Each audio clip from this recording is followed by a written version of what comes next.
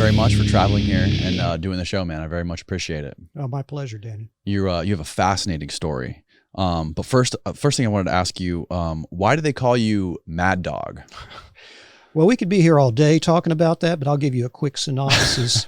In 1989, when I was stationed in Paris, I'm a long distance runner, and I would go running through the big park there, the Bois de Boulogne.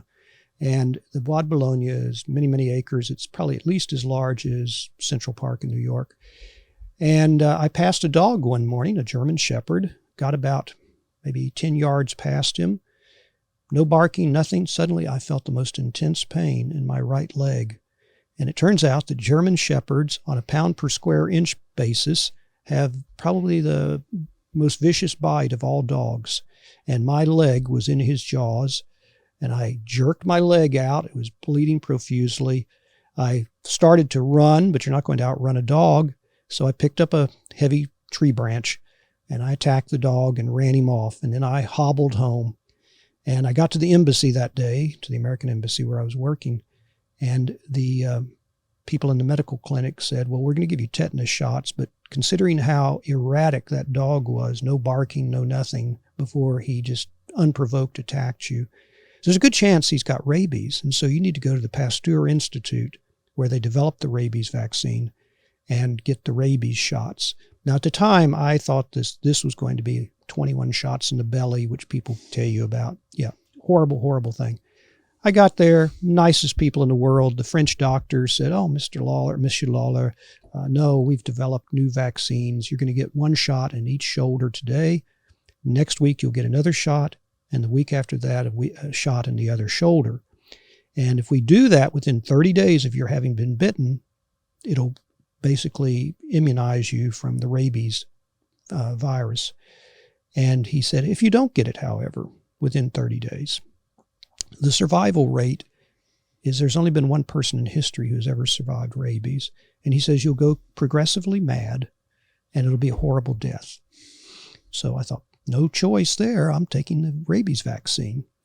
But I got back to my office in the embassy, and I'd been having some trouble with some folks back at headquarters.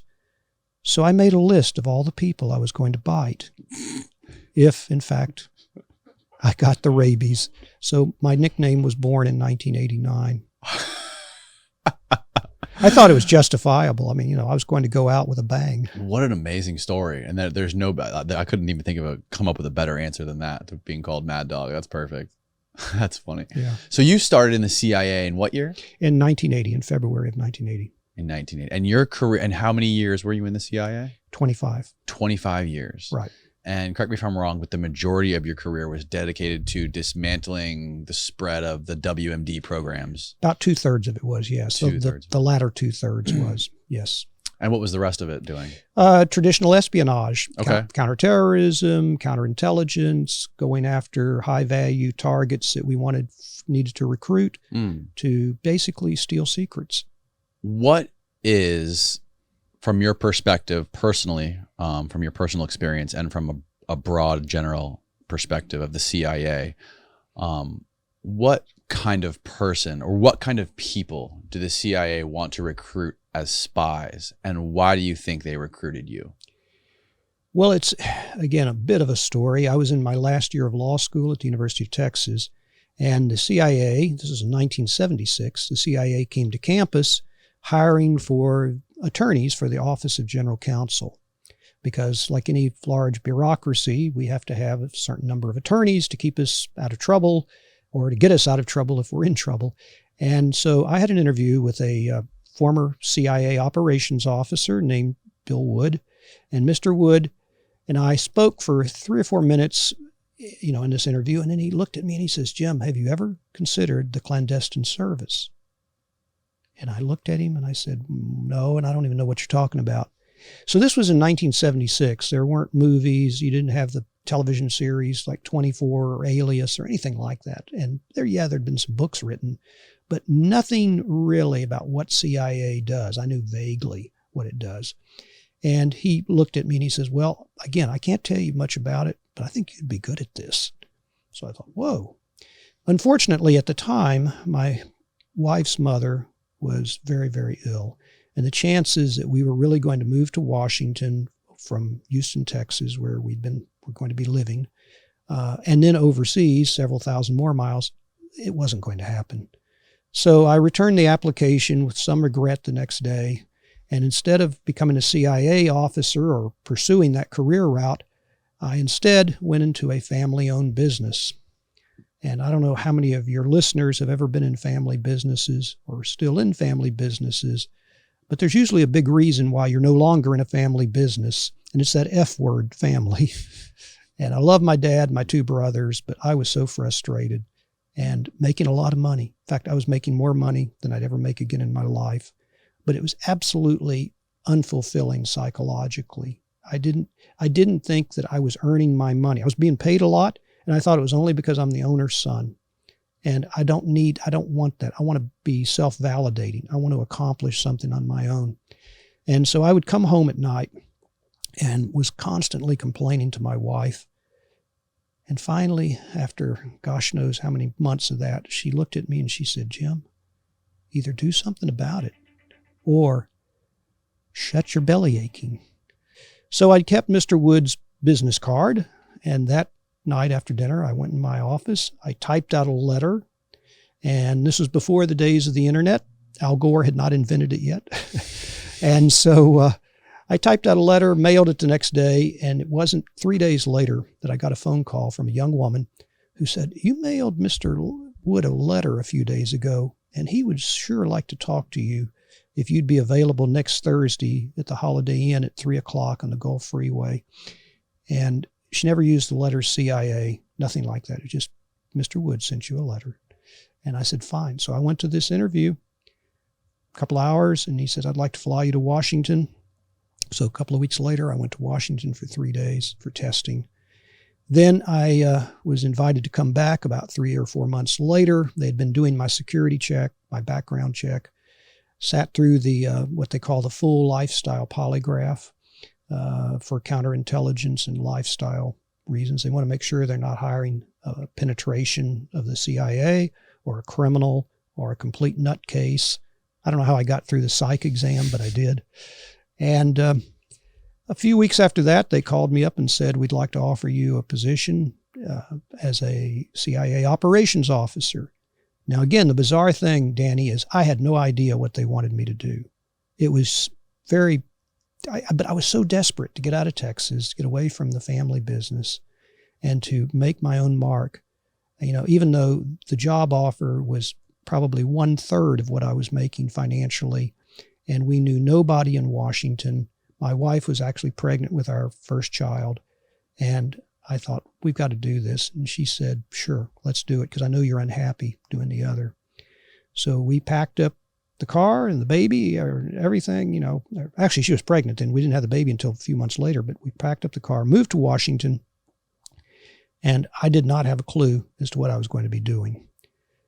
But after I started in February of 1980, it became apparent what the CIA wanted me to do.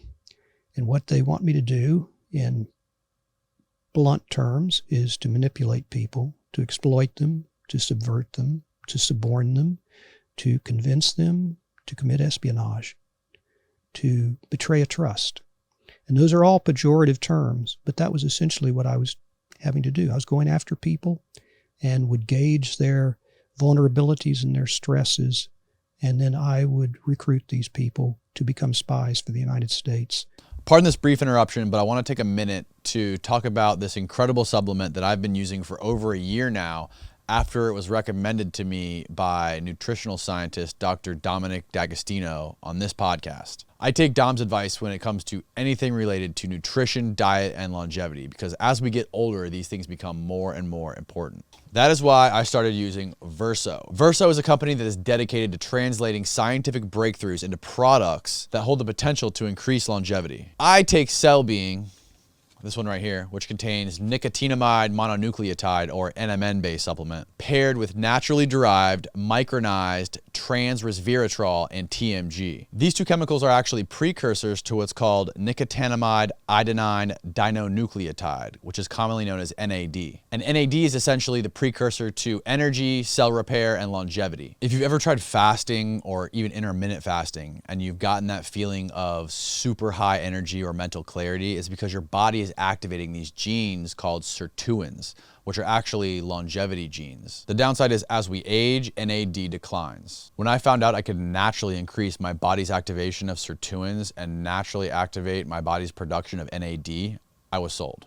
And it is so much more affordable than doing NAD IV drips. Head on over to ver.so and use the coupon code CONCRETE at checkout to save 15% on your entire order. That's KONCRETE at checkout and get 15% off your entire order, or you can just go to ver.so/KONCRETE. It's linked below. Back to the show. So when we hire operations officers, we look for the ability to communicate. We look for sincerity. We look for resilience. We look for creativity. We look for people who can think on their feet. And I guess I had a fair share of some of those qualities. And so I began my career, again, manipulating, exploiting, subverting people. And I found out that not only was I pretty good at it, but I enjoyed the hell out of it. What were the traits that the people who recruited you, what were the traits they saw in you that you didn't necessarily know about yourself? I think my ability to communicate both on a mental and a physical level and almost a metaphysical level. And I know that sounds strange, spooky, and I could get into that later on the metaphysics.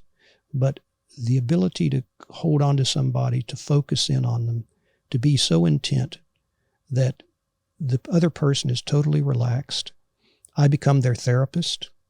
I said before the show, one of my assets once said that talking to me was like her brain was in a warm water bed. And I just want to totally relax them and get them to do what I want them to do. And so I have a talent for number one, spotting stress. You don't recruit happy people. You recruit unhappy, stressed people. And you are able to offer them a solution to some of their problems. And so I was able to do that. And you're right, it was an amazing thing because Mr. Wood was there at the University of Texas Law School to hire attorneys, not to hire ops officers. But he had been an ops officer, and that old saying about it takes one to know one, I think he must have seen in me the fact that, Jim would actually be better as an operations officer. We have enough attorneys. In fact, I was talking to a young man the other day, and I said, don't worry if you don't have a foreign language. We can teach you the foreign language. What we can't teach you is interpersonal skills and the ability to communicate. By that time, you're usually born with that. And we can develop it, and we can take you from a certain level and tell you some of the ways to appeal to people more. But frankly, you're either born with that or you're not. What is the difference between recruitment within the United States versus internationally? Because your recruitment, the job you were doing was mostly or all international. 100% 100% international. Right. Well, for one thing, if you mess up in the United States, you're not going to jail. But if I messed up overseas, there's a chance that the security police would be called and I could be expelled. Typically, I had diplomatic cover. I mean, I was under State Department cover, so I had a diplomatic protection. And, if I pitched somebody, basically made a recruitment pitch, and they rejected it or reported it, I could be arrested and expelled from that country. And that happens sometimes. Now, the people you were recruiting, the people that you were targeting and recruiting, were those people similar to yourself? Some were. Some were fellow intelligence officers. In fact, that makes it easier sometimes because you're kind of dancing around the subject. And yet, if you're a fellow intelligence officer, you know precisely what I'm doing. But if you're still there, if you want to be recruited, then it makes it somewhat easier. The other folks, though, were not necessarily intelligence officers. They were diplomats. They were scientists. They were, folks that had access to critical information that we needed for our national security. So, so all job types, all genders. I've recruited males and females. It didn't matter. What was your first assignment? I won't go into it. Let's just put it, it's an alpine country. Alpine country. Right. Okay.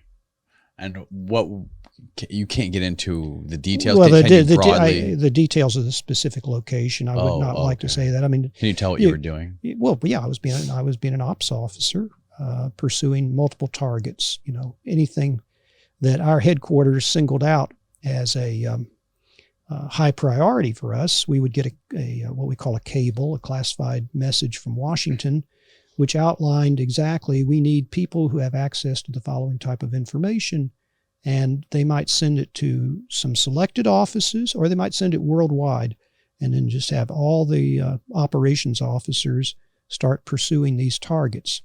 So I had one particular cable I received from Washington that said that, in a short time, a year or two from now, we are going to be engaged in some highly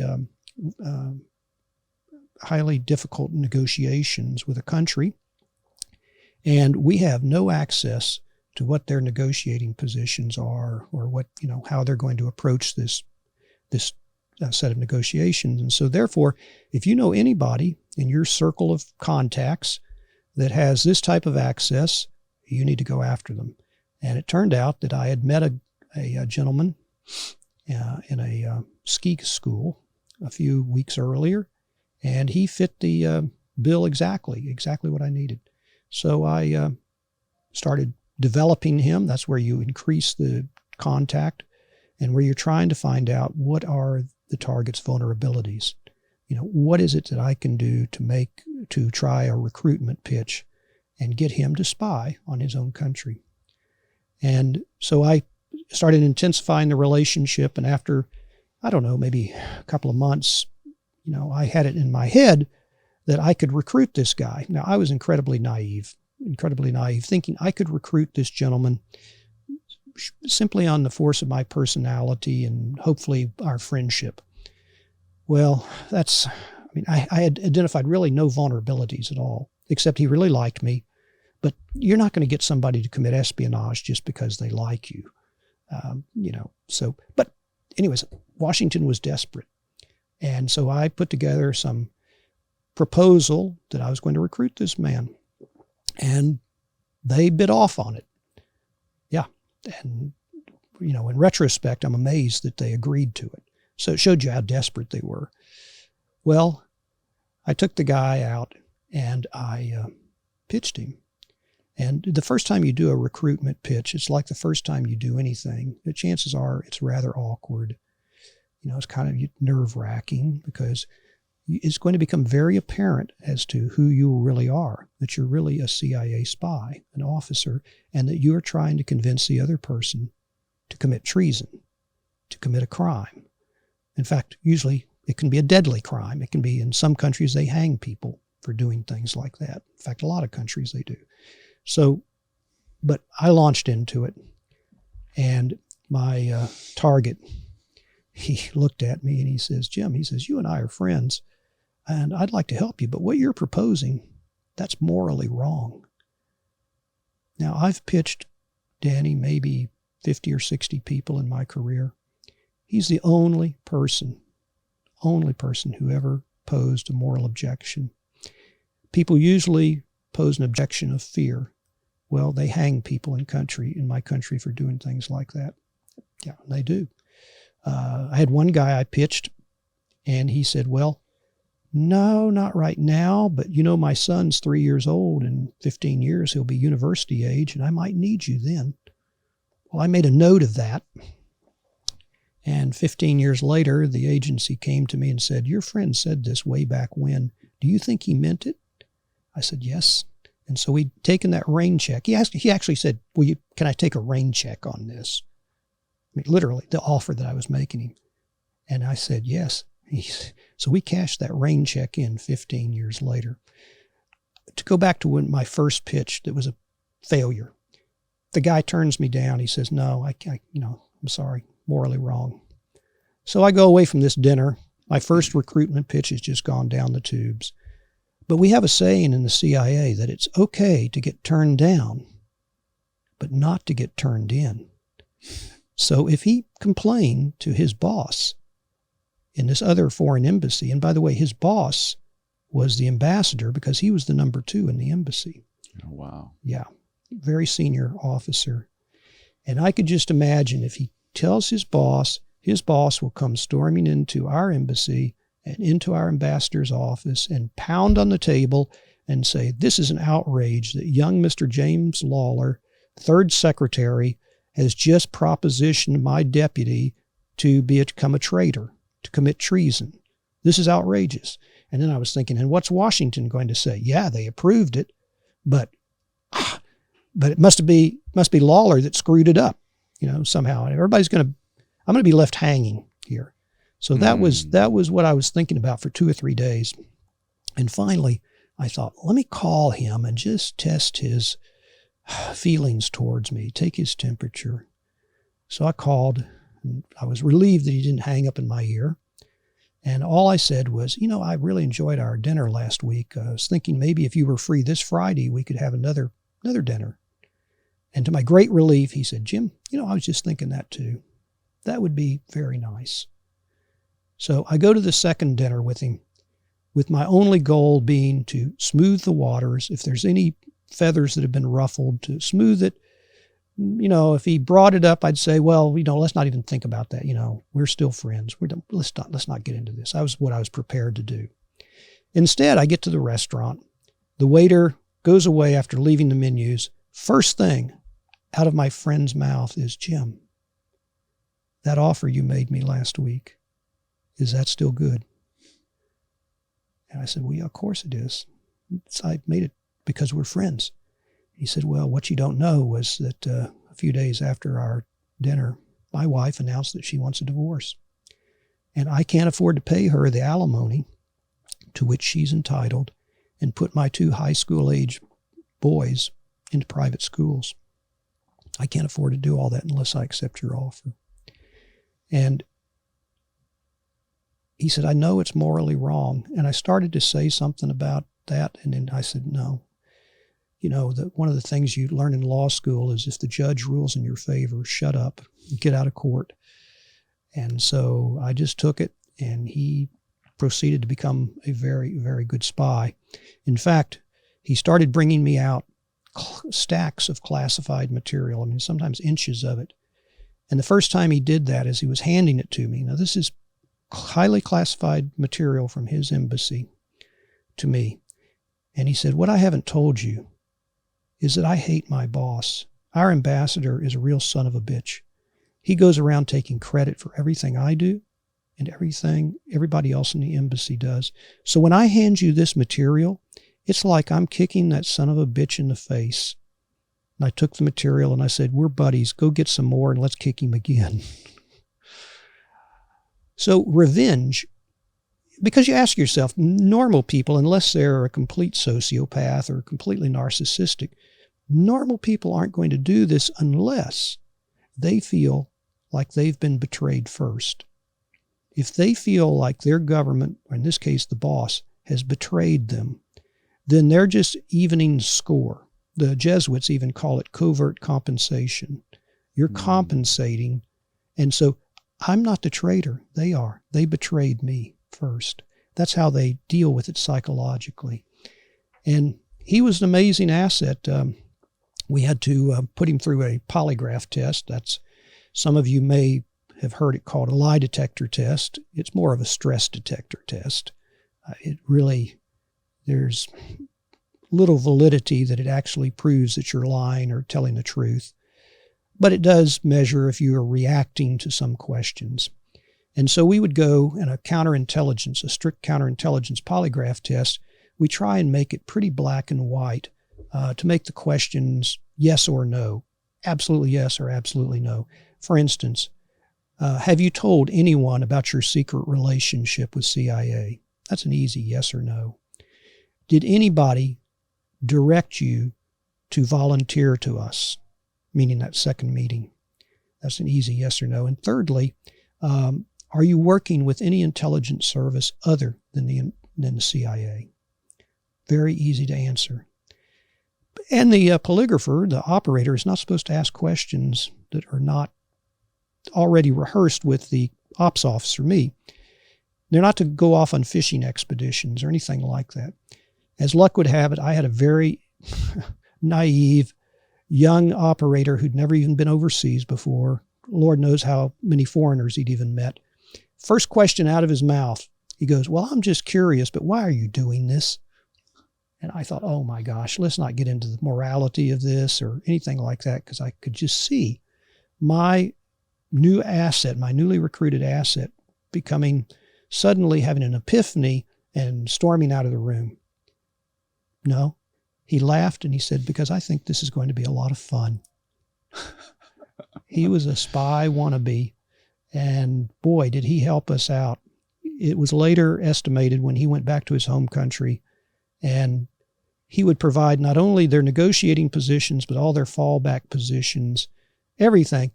For instance, the last time you bought a car, wouldn't you like to know the bottom dollar that the dealer would take? Or if you bought a house? Oh, yeah. Yeah. Oh, yeah.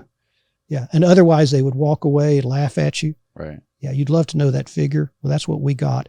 And it was estimated that it saved the United States, and this was very national security related, billions of dollars.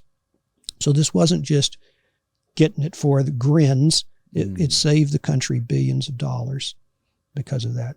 So I learned that, that usually motivations to commit espionage are multiple. There's hardly ever a single motivation. And it's never about money per se. It's always money. In this case, he needed money for his children to put them in private schools. He did it also because he was now in literally a psychological hurricane. If you go through a divorce, you are just psychologically adrift. And if somebody like me is in your orbit and you've got access to classified information and I want it, I'll become your best friend. And so I became his best friend. Did you ever get into a situation where you had somebody question your friendship to them after you approached them with the CIA side of things? No, but that is something you think about. In fact, I'll tell you this. The ops officers who are rather poor ops officers or mediocre ops officers, they are afraid of hurting people's feelings, of saying exactly what you just said. Well, Jim, so now I see you really wanted to just get me to do this, and that this friendship is meaningless. Mm-hmm. No. I mean, and you have to take that chance. I tell my students, I teach CIA officers, FBI special agents about recruiting. I said, if you've never had a recruitment pitch turned down, you haven't pitched enough people. Meaning you're not taking the chance, pushing the limit a little bit, controlling the situation. But a poor ops officer would, A, fears rejection, and B, fears insulting the person or hurting their feelings. Well, that's part of the thing. You just got to take that on board. But I never had anybody. I had some people gently turn me down. They weren't ready. Maybe I misgauged it, but nothing like that. So is what you're saying, the people that you would try to recruit or pitch, for example, somebody you had been building and maintaining a friendship with for years? Not necessarily years, sometimes only weeks or months. Okay. But in one case, it was 11 years. Right. Wow. Because for the first 11 years, I didn't see any apparent vulnerabilities or stresses. He and I became extremely close. So the friendship was real. Oh, well, absolutely. The friendship was real. Yeah. I won't say that the friendship was real in all of my recruitments, but in this one, it was absolutely real. In fact, we still refer to each other as brother. And he moved away from his first posting to a second foreign posting. And in the meantime, while he was abroad, while he was serving abroad for his country, the government changed. And not only did the government change, but the ethnic group which controlled the government and dominated the majority, it was a minority dominating a majority, it flip-flopped. And so suddenly he was upset that he could no longer be promoted in spite of whatever he did. He said, there's a glass ceiling. I could work my rear end off, forever, and I'm not going to be promoted. And he wrote to me and he said, Jim, how can I give loyalty to a government that treats its citizens like that? Well, that's like a big sign saying, recruit me. This was 11 years later. Oh, he'd also gone through a divorce. In fact, headquarters nicknamed me Dr. Divorce there for a while, because divorce is such a tumultuous period, psychologically and financially. Our son went through a divorce. I mean, he was devastated. And you're very vulnerable during that time. Well, his wife, they'd had a baby. She moved back to her home country. And so when it was coming up on their child's 3rd birthday, I knew he was going to be back in her home country. And I said, I think I have an idea of something that might appeal to you work-wise. Why don't I meet you there? I have to have a trip to Europe anyways. I'll meet you in this country. He said, fine. So this is 11 years after I've met him. We've got an extremely close relationship. So what we call breaking cover, I told him who I really worked for, told him how much I appreciated the fact that he'd protected me, even if he'd suspected that. That took 30 seconds. And he said to me, now I have something to believe in. And so he joined my team. He didn't feel like he was betraying anything. He felt like his government had betrayed him. And so he was on my team now. Worked for us for a number of years. And today he's a successful businessman in his country. And a few years ago, he said, Jim, I'm half tempted to put a picture of you up in our business with the caption that says, our founder. Oh my gosh. But he's a great guy. I love the guy, like a brother. I mean, I'm not making that up. Right. He's like a brother. What are the biggest misconceptions of the CIA? That we go around killing people willy-nilly? No. Or that we're constantly armed. I mean, in war zones and high threat situations, yes, we're armed. What else? Actually, frankly, I tell a lot of my CIA and FBI students, I say, you probably do yourself a disservice if you go around puncturing the myth of the CIA. Because if people think you're everywhere and you know everything, that can actually be in your favor. And in fact, we do a lot of wonderful things, amazing things, but a lot of it could be myth. To me, I just had a guy on here who is a former FBI interrogator, and I asked him, what are the biggest differences between the FBI and the CIA? Because to me, it seems like the CIA just has this element of mystery around it that the FBI doesn't. Mystique, yes. A mystique. And I was explaining to another friend of mine, to me, it seems like FBI agents are dogs, CIA agents are like cats. I think I've heard that analogy before. Yeah. And we each serve our own purpose. I mean, they are primarily in law enforcement. They try to get into intelligence. Sometimes when they get into intelligence, they need to look at it more from the way we look at it. We're not law enforcement. I don't carry a badge. I don't have the power of arrest. In fact, if I were to participate in a joint CIA-FBI operation, they would have to temporarily give me some kind of authority that I don't have otherwise. But we're going after different goals and things like that.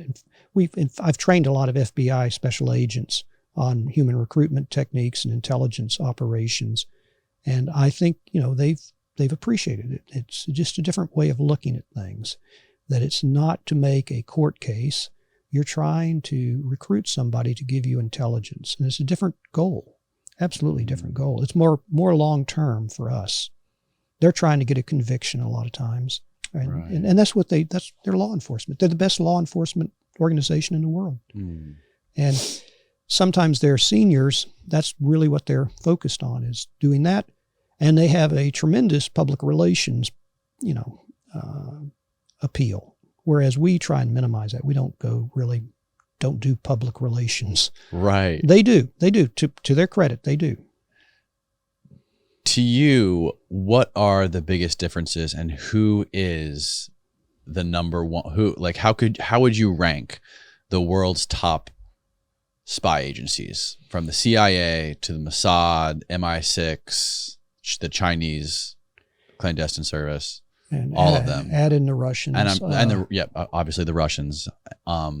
Well, those would be probably the top 5, sure, certainly. But now ranking them, But there's a lot of them. Those are the top 5, and have so if you could rank them or compare them, and also secondary to that, how many of these different spy agencies have you been in contact with personally? probably all of them. Yeah, I mean, I have been in touch with all of them in one way or another. I mean, the never underestimate your adversaries. Now, of course, the British MI6, they're our allies. They're extremely good.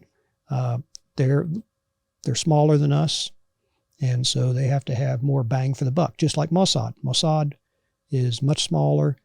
In the Mossad's case, it's an existential issue for the survival of the state of Israel. And so they are incredibly focused. My hat is off to them on some of the operations they've pulled off. On a person-per-person basis, they're one of the best in the world. I'd rank them in the top 1 or 2. British as well, MI6. I worked with MI6 a fair amount, doing some things. They are incredibly dedicated. The Russians have traditionally been good. Don't ever underestimate the Russians, and they're willing to throw a lot of people, a lot of resources at issues. The Chinese, just by overwhelming numbers. I pity my poor FBI colleagues having to deal with Chinese espionage in the United States, because it's almost like human wave attacks during the Korean War, where you'd have hundreds of thousands of Chinese coming at you. They are willing to spend a lot of money, a lot of manpower, a lot of time on issues. And, the Russians are very sophisticated. Let's put it this way. During our Manhattan Project, where we were developing our atomic weapon, the Russians penetrated, at that time it was the predecessor organization of the KGB. It was called the NKVD, which today is either the SVR or the FSB. These are the two, the domestic and the foreign and domestic intelligence services. And then there's the GRU, which is the military intelligence. But the NKVD recruited people within every part of the Manhattan Project. They basically stole all the plans for the nuclear weapon. And when they detonated their own nuclear weapon in 1949, they absolutely copied ours, even though they had their own domestic design. And in fact, the Russian scientists were really hurt that they weren't going to detonate a Russian-designed weapon. But the intelligence chief at the time, a man named Beria, he said, look, if this doesn't work, it's going to be my neck and your neck. So we know the American weapon works. We're going to do that. So the first atomic bomb the Russians detonated in 1949 was an American design that they had stolen from the Manhattan Project. And my hat is off to them in that they had every level of the Manhattan Project penetrated. Every level. They had redundancy. It was incredible what they did. So you have to respect your enemy. When it comes to cybersecurity and cyber intelligence, from like spying on phones and different kinds of software that are being used, from what I understand, Mossad is number 1 when it comes to. Well, I've read the same thing. I mean, some of these spy tools are coming out of not so much Mossad itself, but out of very brilliant Israeli designers, cyber designers.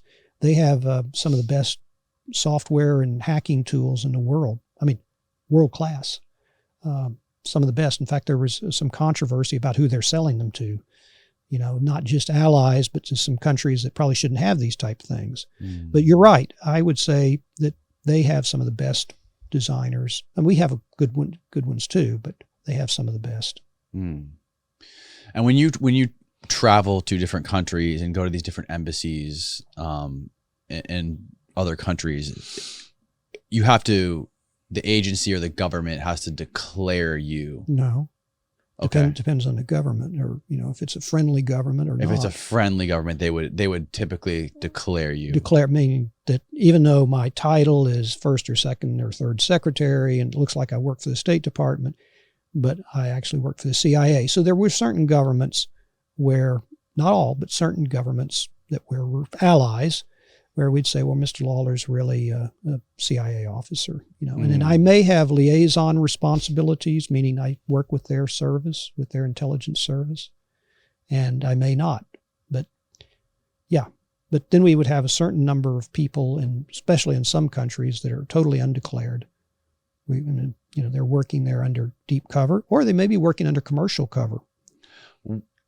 Out of all the agencies, which agency do you think has the most widespread tentacles, covert, in the United States or other countries? Probably the Chinese, but the Russians would be a close second. Really? Oh, yeah. The Chinese simply by numbers, and their idea of intelligence collection doesn't exactly track with ours. They may be stealing, intellectual property. It's not classified. But if you're Monsanto and you've developed a certain very disease-resistant plant, and you've put, millions and millions of dollars into developing, maybe hundreds of millions of dollars, developing a particular seed variety, and then some Chinese, spy steals it to take it back to China, simply, okay, it's not a military secret, but it's food, and it's worth a lot of money. So they have penetrated industry, government, a lot. And I think they have, incredible resources to do that. Russians do too. I would think the Russians probably are more interested, though, in traditional military subjects and aerospace and defense things to steal. Yeah, I'm sure you're familiar with the story about Huawei installing their equipment on cell towers. What did you make of that story? Well, and for people listening who aren't familiar with it, could you sort of explain what the overview of that is? Well, they're a dominant designer of routers and things like that. But you can put a back door in this thing that will allow the host or the country that you came from, China, to get access into people's computers or things like that. I mean, being really at the base of the thing, at the router, you can more easily penetrate a cyber target. And they're an extremely successful company. And I think now there's a ban against, in the U.S. at least, of anything Huawei related that's near military installations. And the Defense Department, fortunately, no longer buys anything from them. Right. Yeah. It was wild to learn that they have installed their equipment on cell towers that were in the proximity of ICBM sites. Right. Coincidental? I don't think so. Wow. Yeah. Could you imagine it being the other way around? Could you imagine China using our equipment? No, I can't. It seems like, and pardon my general ignorance to international politics, but it seems like China, if you look at the world as the biggest countries competing, it seems like China's winning. It's gaining ground. Whether it's winning, I don't know. It's interesting. We've had Nobel Prize winning scientists. A number of them have been ethnic Chinese. None of them have ever been somebody from China. As a Chinese citizen. Interesting. Their education system does not encourage free thinking, creativity. That's why we have so many Chinese students who come to the United States and stay, because our system actually nurtures that and encourages that. It's a totally different perspective. And yes, they're I'm not saying they don't develop some indigenous, very ingenious things. They do. But I think most scientists appreciate the openness and the freedom here to pursue certain scientific avenues, rather than having the government tell them to do this or take an American design and copy it. How creative is that? Right. Now they take it and they maybe perfect it, add some features to it, and produce it a heck of a lot cheaper than we can produce it. Are you familiar with the social media app TikTok? Yeah, that's controlled by the Chinese. Right. And so TikTok in China has regulations on it. Right. For people under a certain age group, where they turn it off after a certain time at night. It's only educational content. Well, those rules don't apply to those of us abroad. So they Lord knows what they're sucking up. What do you make of all that? Well, again, they're using their economic might and everything to gain influence. I've had my colleagues who served in third world posts, maybe in Africa or Latin America, So the Chinese are everywhere trying to gain influence. Oh yeah, all over Africa. Yeah. All over. You know, they're coming in doing big infrastructure projects just to gain bridges, roads, just to gain more influence.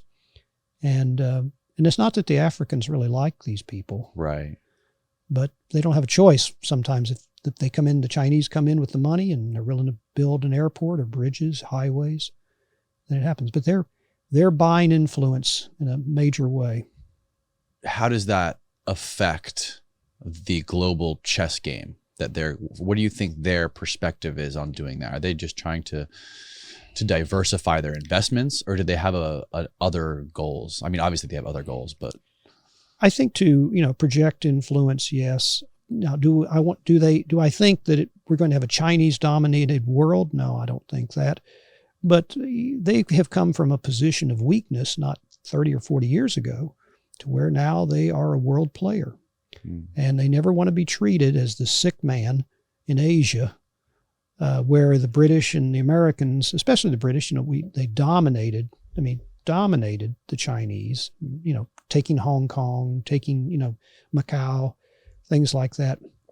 The Chinese considered that a major insult. And then, of course, the Japanese invaded, killed millions of Chinese. The Chinese are not going to put up with that. And they're not going to, so they never want to be in a position of weakness like that again. I can understand where they're coming from on that. But I don't think they're thinking that 50 years from now, everything's going to be dominated by China. I mean, maybe they are, but I don't think so. I think this is just them feeling their oats, getting influence.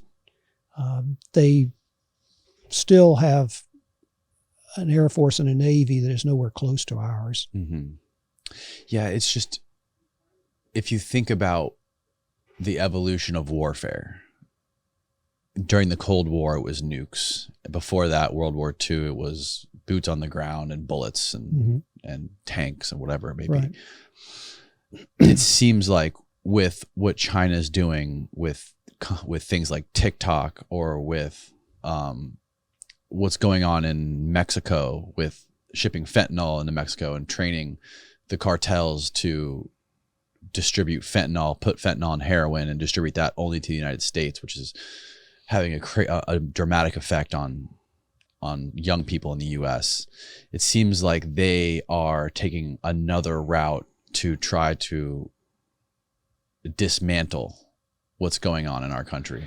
I don't know if the Chinese government is deliberately doing that. The Chinese have their own numerous criminal gangs.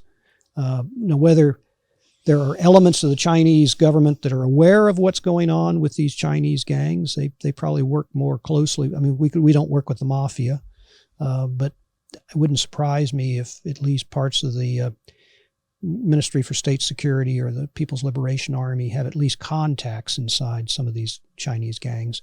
I don't think that this is coming down from the Politburo in Beijing, though, to infiltrate fentanyl into Mexico. I think it's purely a financial thing. They're wanting to get people hooked on stuff, but that's a criminal thing. Again, there may be some government awareness, or maybe some rogue government agents are aware of it.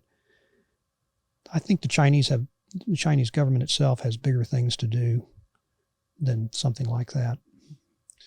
Yeah, it's fascinating how long China has been around, an ancient civilization. Right. They have mills there, fabric mills that are older than our country. Right. Yeah. I want to get into a little bit of what you were doing in counterproliferation overseas. For people who aren't familiar with what that means, can you give us a definition? Well, right. It's so there are two terms. Non-proliferation means you do not want weapons of mass destruction spreading, and then there's another term called counterproliferation, meaning that you want to actually set a WMD program back. And by WMD, weapon of mass destruction, I mean either a nuclear weapon or a biological weapon, to a lesser extent a chemical weapon, because they don't have the same far-ranging effects that nukes and bio does. And then also you're concerned about the delivery systems, either the drones, the cruise missiles, or the strategic missiles, the ballistic missiles. And I got into that in the latter 2/3 of my career and found it tremendously satisfying. And I tell my fellow case officers, it's psychologically righteous when you can shut down a nuclear weapons network that is trafficking in a weapon that could kill 140,000 people. This is important. This is not a minor issue that we need to be paying attention to. It's a significant issue. And so I really found that very energizing and satisfying to work against WMD networks. Are you able to tell what specific part of the world you were working in? Well, initially I started out in Europe, but then when I came back to the United States in the mid-90s, I was heavily involved in counterproliferation efforts worldwide. And I think this is a good part to interject. Your book, Living Lies, was absolutely fascinating. You claim it to be fiction. Should I show them a copy of this? Yeah, absolutely. Fascinating story. Well, is the reason you call it fiction because you have to keep certain secrets secret? Well, it was easier to get it cleared, I guess. Everything I write that has anything to do. Yeah, hold it up by your face. Sorry, here.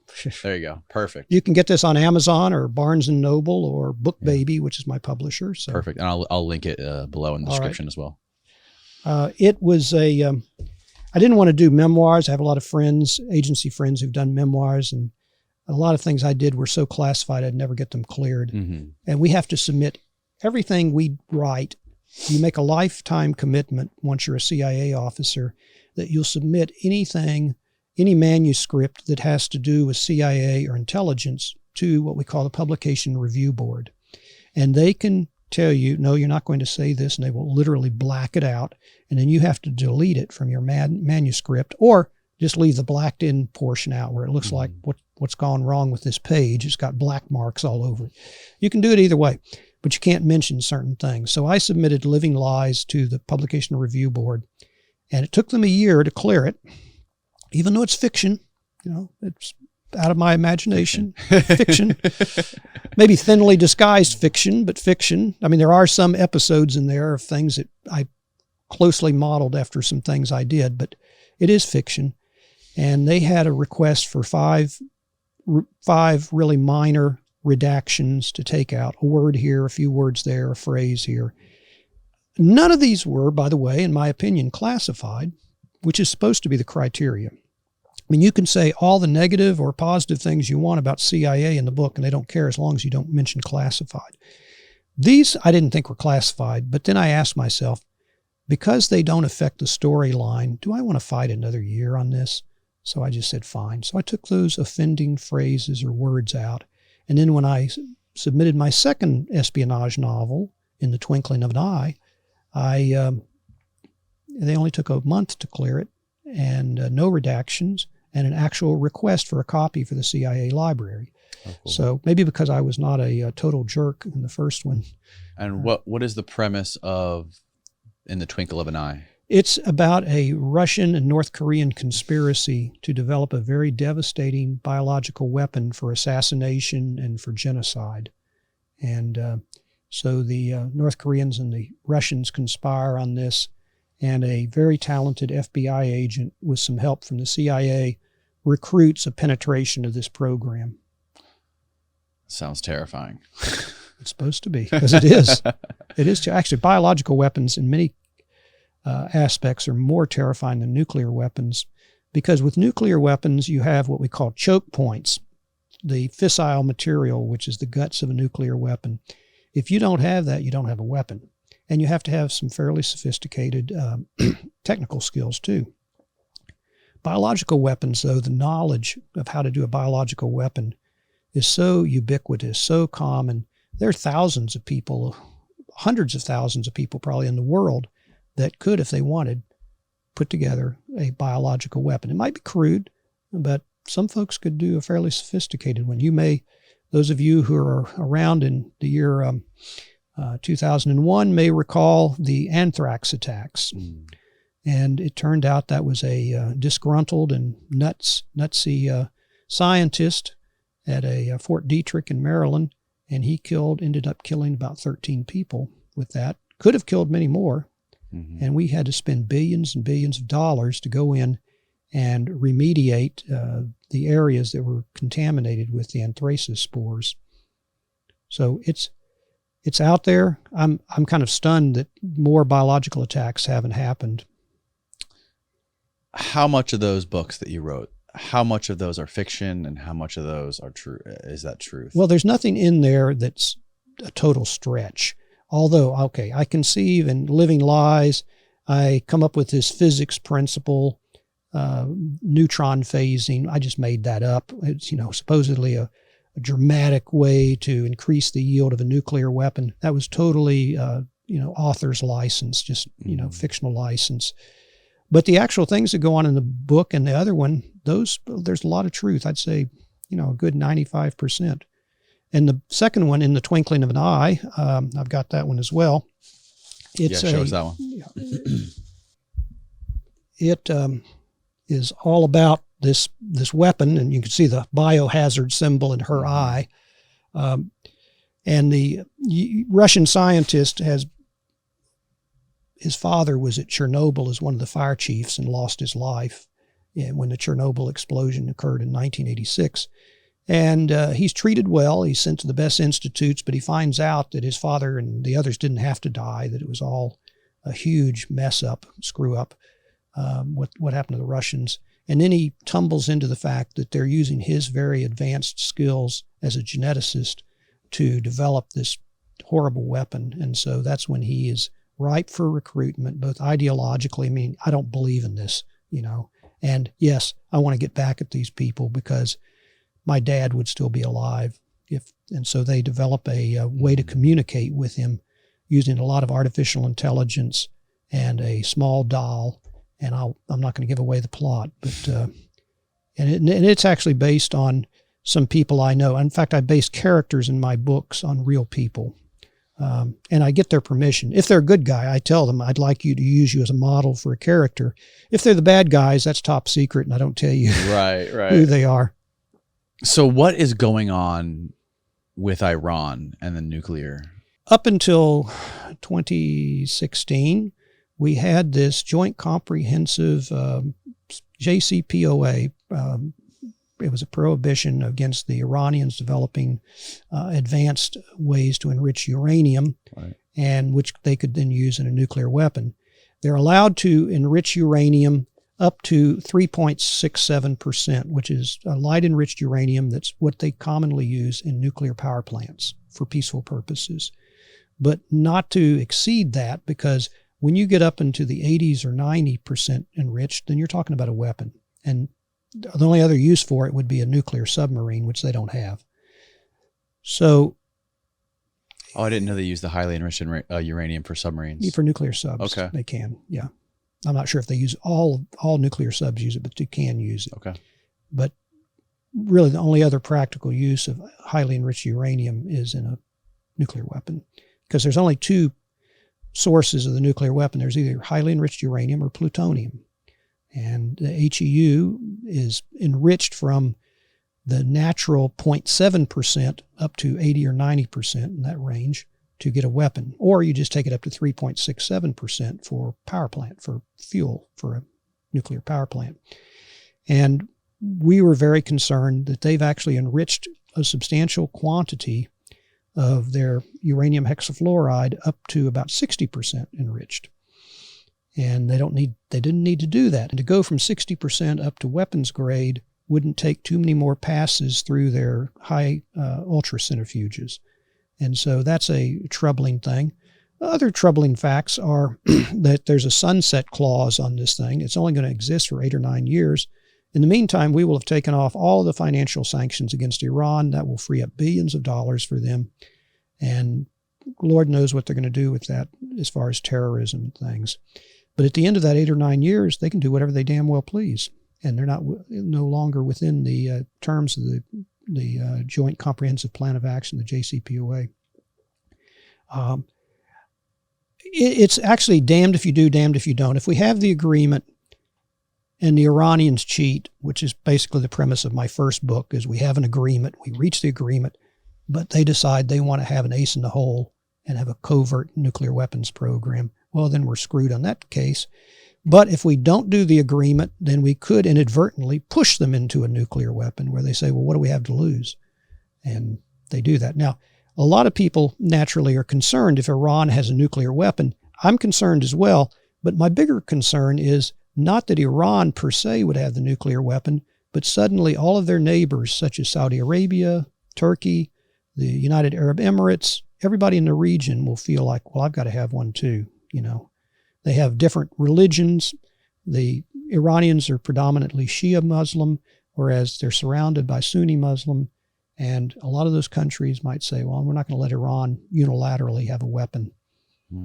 So it's a very, and the point I'm trying to make, Danny, is the more countries that have weapons, that just logarithmically almost multiplies the chances that someone is going to use one of those weapons either intentionally or accidentally.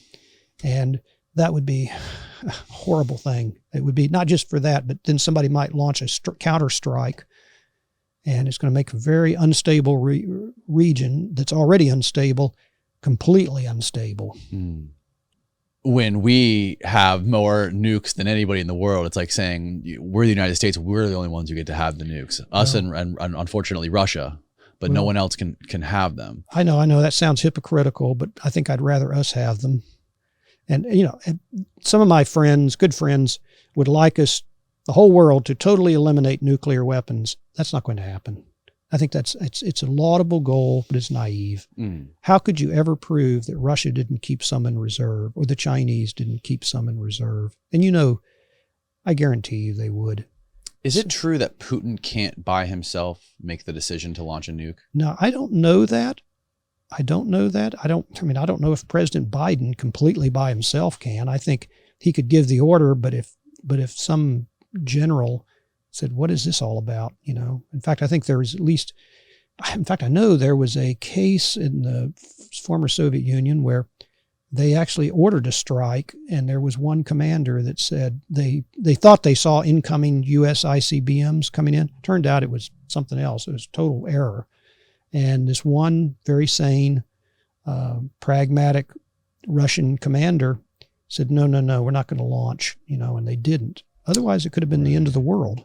So, yeah, I was under the impression that the U.S. president had the power to hit the nuclear button. That may be true. But and then that in Russia, it's different because people say that Putin, he looks like he has cancer. He might be going crazy. He's a mad dog backed into a corner right now because of the United States. And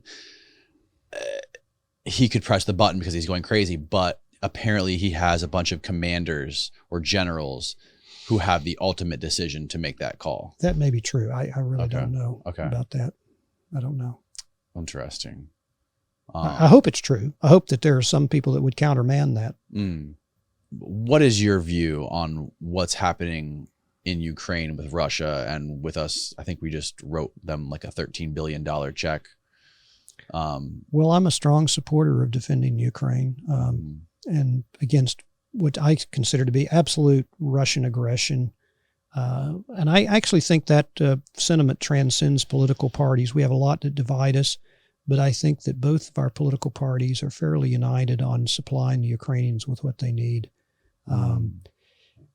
You know, they got invaded, and it was this type of, you know, if we had just turned our head, it would be like the appeasement that happened in the late 30s, where Hitler took over Austria, the Anschluss, and then he took over the Sudetenland, and then he basically all of Czechoslovakia, and we kept turning our eyes and appeasing him. You don't appease dictators. And so finally he invaded Poland in September of 1939, and that's when the Western Alliance, at least the British and the French, drew the line. What would you say to people who claim that what we're doing right now with the Ukraine is the same thing that we did with the Mujahideen? To fight the Soviets. Okay, to a certain extent. And guess what? It got the Soviets out. You know, when we gave them stingers, they had to leave. Right. Now, that morphed into Al-Qaeda and some other cancers. Yes, I know. But I think the difference is, and I don't have very many Afghan friends, a few, but by and large, I mean, the folks in Afghanistan were terribly divided. They had, the Northern Alliance, they had the Taliban, and they had elements in the South. And they've never been a united country, frankly. They were cobbled together, and they have vast differences in religion and political outlooks and things like that. Mm-hmm. Whereas the Ukrainians are basically westernized. They think like us. They, have I guess I can identify with them more than I can with a different alien mindset in Afghanistan. I don't fault the administration for getting out of Afghanistan, but I do fault them for the way they did it, just abruptly, and left a lot of our friends in the lurch. I mean, I guess maybe it's because my son lost one of his best friends. My son was a Marine. He lost one of his best friends there with a suicide bomber. And you wonder, after all the money and blood that we've spent 21 years later, what have we got? We've got nothing in Afghanistan. I think, though, that our values with the Ukrainians are more common values that we share. And these people have been invaded. It's not Ukrainian against Ukrainian. Well, sometimes it is, because the Russian-speaking Ukrainians or ethnic Russians, it could be, but it was literally naked aggression of the Russians invading and trying to force, we're just going to take this land. If you look at it from Russia's perspective, that we're using the Ukraine as sort of this, as to taunt Russia, and we're using them as this, it's like this tug of war. They're just this pawn in this big tug of war between the US and Russia. And correct me if I'm wrong, but I believe I recently saw Oliver Stone's Putin interviews, where he did I don't know if you saw that, but it was a long form interview. It was like a couple hours long of interviews with one-on-ones with Putin. But in a lot of the NATO countries, the US has been installing intercontinental launch sites, or they call them defensive. They're defensive missile sites, but Putin's claim was that within a couple hours, they could be transitioned into offensive launch sites. Well, a lot of those countries have joined NATO because they were dominated by the Soviet Union after World War II and forced into being part of the Eastern Bloc in the Cold War and the Iron Curtain. So they naturally, even now, even the Swedes and the Finns, who have traditionally been neutral since World War II, are wanting to join NATO. And this was not up until Putin invaded Ukraine. He's accomplished exactly 180 degrees what he hoped to accomplish. He's now driven most of the rational countries in that part of the world, and is thinking, I want to be part of NATO now. I don't want to be invaded like Ukraine. I can see what you're saying, that there can be an argument made for the Russian sense of encirclement by NATO, but they bring it on themselves by acting like the bully in the neighborhood and then getting all upset because you want to have a cop protecting you from the bully. The financial element, the financial chokehold that we've put on them with the sanctions, from what I understand, is Russia actually has the ability to pay off their debts. However, they've been cut off from the ability to access that money. That's right. Because for one thing, oil is typically denominated in dollars, and guess who controls that? So we've been fortunate in that respect. I think the sanctions are starting to hurt. What's hurting them, I think probably more, is the fact that thousands of young Russian boys have been killed in Ukraine, many thousands.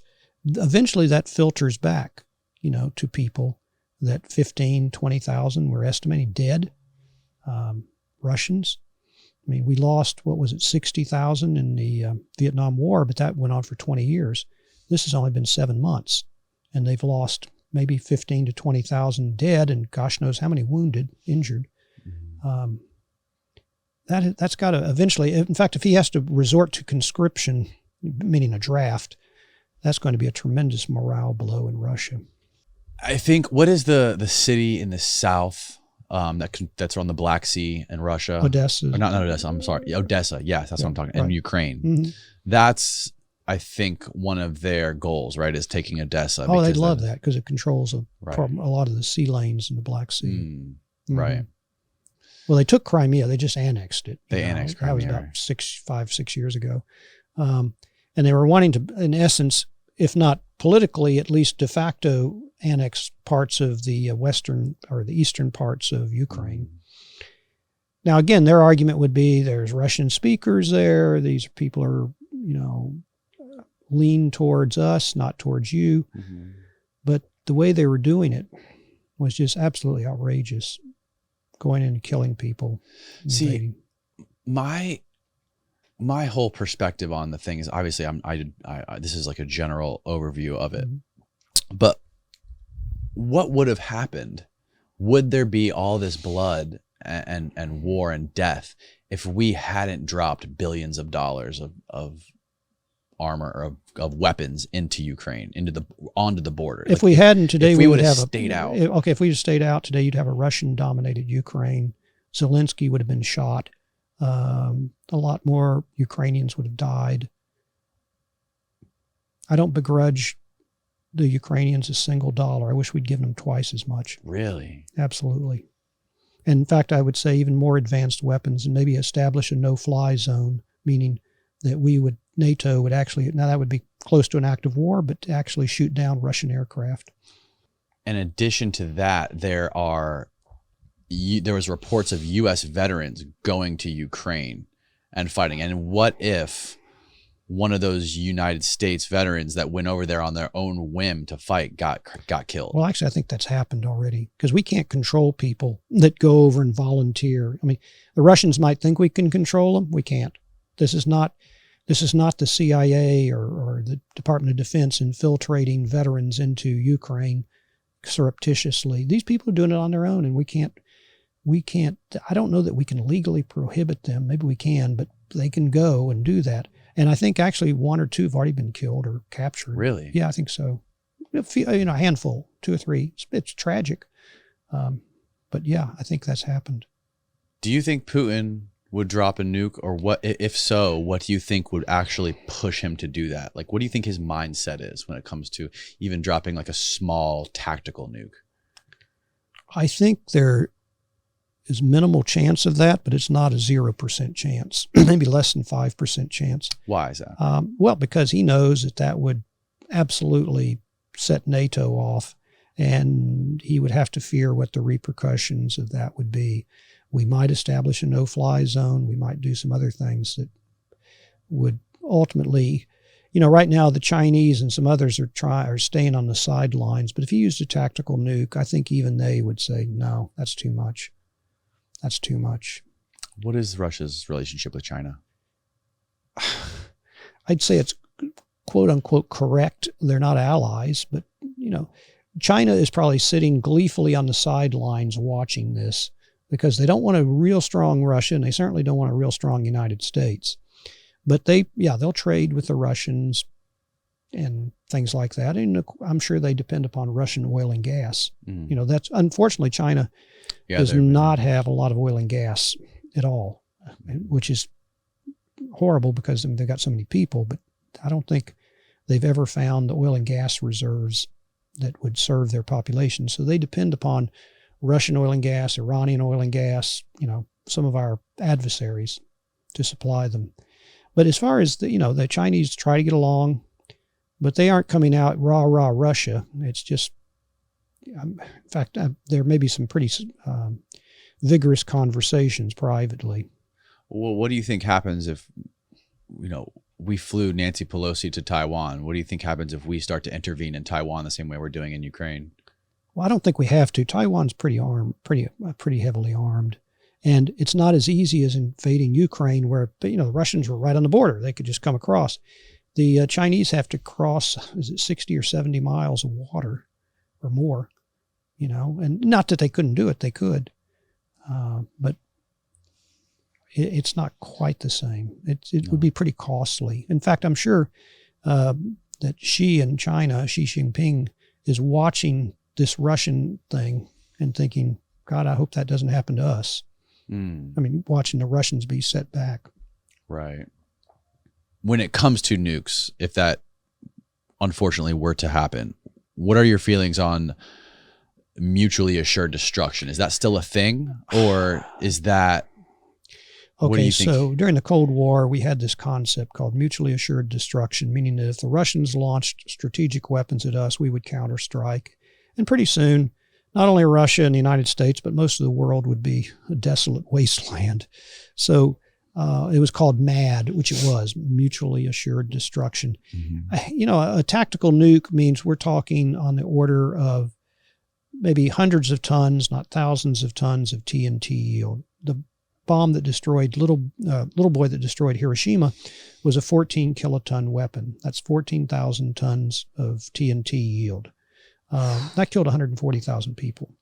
Now, the amount of explosive power that brought down the Oklahoma Federal Building in 1996 and killed 165 people was only 1.5 tons. So if you multiply 1.5 tons by 1,000, you start to get a bare idea of what a small nuclear weapon could do. Now, a tactical nuke usually would be probably not even a kiloton. It'd be several hundreds of tons or whatever. But it would still be the type of thing where you're just opening Pandora's box. What's next then? I think there may be a greater chance he might use chemical weapons, but even that would be horrible. Didn't they find multiple chemical weapons facilities in the Ukraine? I remember No. that lady Victoria Nuland was being. I don't think so. They were questioning her about that. No, a lot of this is Russian propaganda. In fact, we have gone in, the United States, the Defense Threat Reduction Agency, has made it a goal to go into states or former states of the Soviet Union and help them turn their biological weapons labs into producing, pharmaceuticals and things like that. We actually pay their scientists to convert to peaceful uses for medicines and pharmaceuticals and things like that. Okay. But the Russians have accused us of going in and equipping the Ukrainians with biological weapons programs, and that's nonsense. So maybe you can find a video on this on YouTube. I'm pretty sure I saw a video of Victoria Nuland being questioned about biological weapons facilities, multiple in the Ukraine. And they were former biological weapons when it was part of the Soviet Union. Oh, okay. And we have spent a lot of money, a lot of your taxpayers' money, to go in and make sure they don't produce biological weapons, but they produce things for vaccines and things like that are needed. Right. Because the difference between a plant that manufactures vaccines or manufactures some kind of devastating virus or bacteria is very slight. You can use a lot of the same equipment for either good purposes or bad purposes. But I can assure you 100% what we were doing was to help the Ukrainians. They have vast crops there. They're one of the biggest wheat producers in the world. Consequently, they need the right fertilizers, the right wheat, seeds, the right everything. They need to battle wheat blight and things like that. So their biological labs, they're designed at pesticides and things like that. So, and we were helping them convert to peaceful. And there's no offensive biological weapon facility in Ukraine. What do you think would happen if the United States, our continent, actually got hit by a nuke or a bomb? What would happen if Russia actually dropped a bomb somewhere in the United States? Well, I think we would retaliate. Do you think we would do the same? Oh, absolutely. Or do you think it's possible that we wouldn't retaliate? Instead, we would go in, take out the regime, and claim Russia for our own? Well, I don't think we would do that, but I think we would probably do a counterstrike. In fact, I'm sure they have standing orders that if say somebody were to take out New York or Washington, right, that we would strike back. Now, what scares the Russians is that our non-nuclear military forces are so much more advanced than theirs. And, that if all the nukes in the world disappeared, the military advantage would be heavily to our favor, not Russia. Really? Oh, yeah. Our weapons are much better. Our people are much better.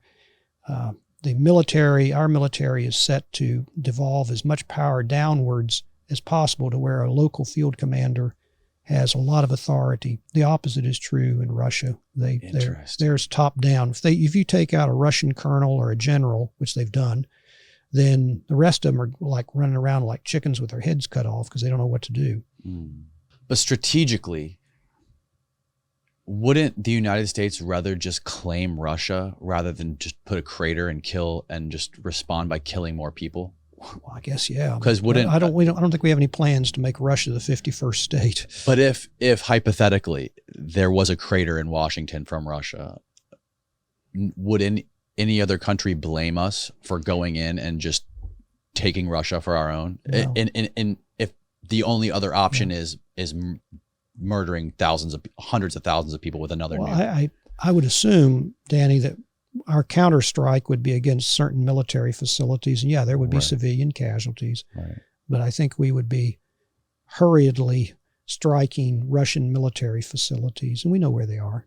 So we wouldn't be just dropping a nuclear weapon blindly on Moscow. Now, that doesn't mean that back in the days of the Cold War, we each had, everybody's cities were targeted, all of them. Really? Oh, all over the United States we had, and all over Russia, not only missiles in silos, but you have the nuclear weapons that are on submarines. You have the ones in Russia that were on railway cars. They kept moving so that you'd never know where they are.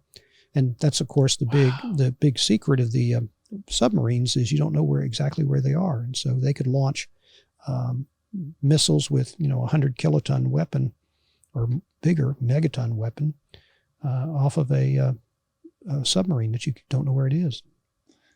Yeah, what is there's a famous story of the submarine commander, the Russian submarine commander, who was given the order to fire, and I think it was right off the coast of Florida. Right. I think that was one I was referring to earlier, where they thought, and he said, "No, we're not doing this." Right. Yeah.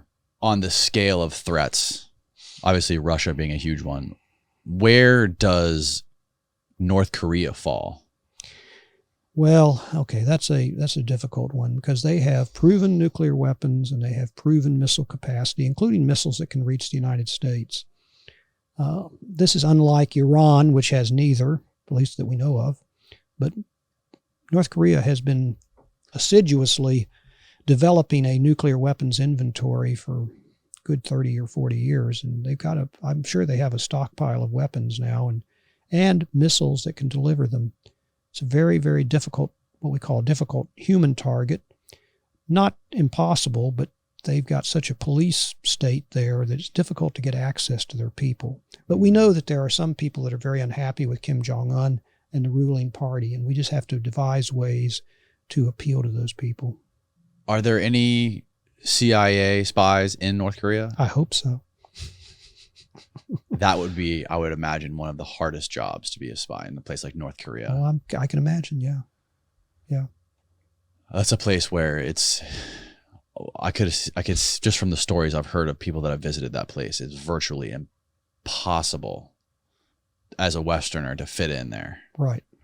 No, if we had a spy there, it would be a North Korean who's working for us, right, and who somehow fits in. But and I hope we have a lot of them, but I don't know. Again, it's a hard target. Not that they're hard to recruit; it's hard to get access to them. Can you explain who AQ Khan is and what your involvement was in dismantling that program? Sure. AQ Khan, Dr. Abdul Qadir Khan, was a Pakistani metallurgist. He had his PhD in metallurgy from the University of Delft in the Netherlands. And after college, after he got his PhD, he went to work for a company called Urenco. And Urenco is an acronym for the Uranium Enrichment Corporation. And it's a consortium of the Dutch, the British, and the Germans. And they got together to develop very sophisticated ultracentrifuges for the enrichment of uranium for nuclear power plants. And so Urenco has plants in the Netherlands and Great Britain and Germany with these very sophisticated designs. Well, he had seen India, Pakistan's mortal enemy, detonate a weapon either in 1970 or early 70s. And of course, he was very concerned as a Pakistani that now Pakistan's mortal enemy had nuclear weapons and they didn't. So he offered to steal the designs from Urenco for these centrifuges and bring them back to Pakistan. And the Pakistani government encouraged him to do it, and so he did that. And by the early 1980s, they had a full-fledged uranium enrichment plant at a place in Pakistan called Kahuta, and they named it after him, Khan Research Lab, or KRL. And then they were able to get designs for nuclear weapons from abroad. And he wasn't the designer himself, but he was basically supplying the fuel for the nuclear weapons. That was all for Pakistani domestic use. But what we didn't know at the time is that he also had reached out to Libya and offered to basically make a turnkey enrichment facility for them and to supply them with nuclear weapons designs. And if you remember, Libya in the 80s and 90s, and even in the 2000s, was a state sponsor of terrorism and a mortal enemy of the United States. And so the program that I led was able to uncover this conspiracy, penetrate it, and ultimately bring it down. How many years were you involved in this? Almost 10. Almost 10 years. Right. Wow. And it was the same yield as the one that destroyed Hiroshima, the designs they had. So, you know, if you can say that your team helped stop the deaths of 140,000 people, I think that's worthwhile. Was any of the technology that they were using to create this enriched uranium and develop this program, how much of that was taken from the United States? Absolutely very little. Oh, really? Oh, yeah, none. It was all from this European design, at least for the enrichment facility, and the nuclear weapons design was from another nuclear weapons state, not the United States. So there was very little American, if any, American content to it. I mean, Khan basically knew not to go to the United States for things. So his network, he's a very charismatic individual, very popular. I used to jokingly say that A.Q. Khan is kind of a combination of, our Dr. Oppenheimer, who led the Manhattan Project, Robert Oppenheimer. He's a mashup of Robert Oppenheimer, George Washington, and Elvis. What? Oh my God! He's so popular in Pakistan. Well, he was the father of the Islamic bomb. Right. You know, they tested 5 nuclear weapons in 1998, and so they were trafficking. Khan was personally trafficking in a nuclear weapon that would work. They didn't have to test it anymore. It would work, and that was what they were selling to the Libyans, or what he was selling. I divorce it from the Pakistani government. They knew nothing about it, or very little. I can't even begin to imagine. I mean, that just goes to show some of the disciplines it takes to do a job like you did. When you say it took 10 years to accomplish one mission, or to achieve one objective. Well, it was close to 10 years. We started it sometime in 96, and I retired in 05. And so it's about 10 years, 9 or 10 years. Did you ever come in contact personally with him? No, but we had people that did. Wow. So you were recruiting people around him that were involved with him directly, and you were able to gather the intelligence to. That's it. Yeah. What have been the implications of taking out that network and dismantling that WMD program? Well, President Musharraf of Pakistan put Khan under 5 years of house arrest, and he just passed away. Khan passed away, I think, a year ago. Oh, really? Yeah.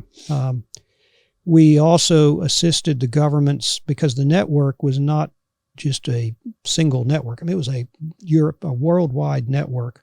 The U.S. government, provided expertise to go and prosecute the other elements of the network to shut them down so that this could not be reconstituted.